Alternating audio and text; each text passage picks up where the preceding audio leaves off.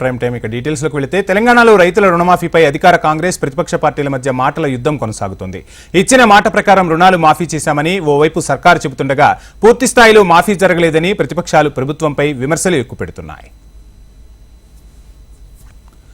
ఎన్నికల్లో ఇచ్చిన హామీ ప్రకారం ఆగస్టు 15 వరకు 2 లక్షల రూపాయల లోపు రుణాలకు కాంగ్రెస్ సర్కార్ నిధులు విడుదల చేసింది. గతంలో అంచనా ప్రకారం రుణమాఫీకి 31,000 కోట్ల రూపాయలు అవసరమవుతాయని, తర్వాత 3 విడతల్లో 18,000 కోట్ల రూపాయలు మాత్రమే విడుదల చేశారని ప్రతిపక్షాలు మండిపడుతున్నాయి. అంచనాల కంటే తక్కువ నిధులను రైతుల ఖాతాల్లో జమ చేశారంటూ ప్రతిపక్షాలు ఆరోపిస్తున్నాయి. క్షేత్రస్థాయిలో రైతులందరికీ రుణమాఫీ జరగలేదని ప్రభుత్వంపై విమర్శలు చేస్తున్నాయి. అయితే సాంకేతిక కారణాలతో కొందరు రైతులకు రుణమాఫీ నిధులు జమ కాలేదని ప్రభుత్వం చెబుతోంది.